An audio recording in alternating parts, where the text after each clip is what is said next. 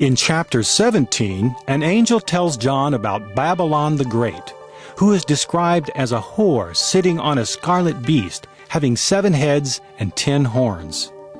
The woman is dressed in purple and scarlet, and on her forehead is written, Mystery, Babylon the Great, the mother of harlots and abominations of the earth.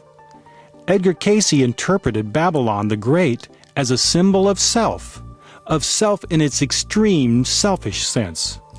You will recall that in Cayce's cosmology, the creation story tells of the creation of the separate sense of self that comes with being a soul.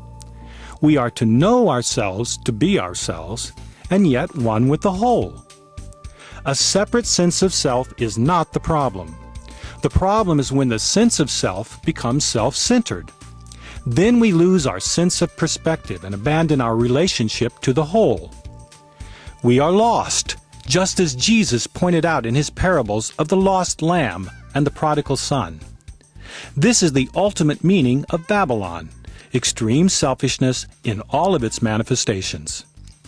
In John's revelation, Babylon the Great is the temptress that operates through the carnal desires that we have taken on when we became incarnate in flesh bodies.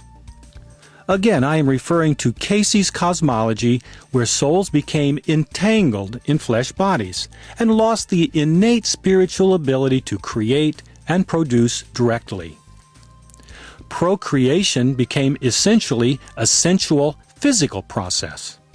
This is symbolic of our separation from our source, of our intense focus in material reality to the neglect of the spiritual side of life.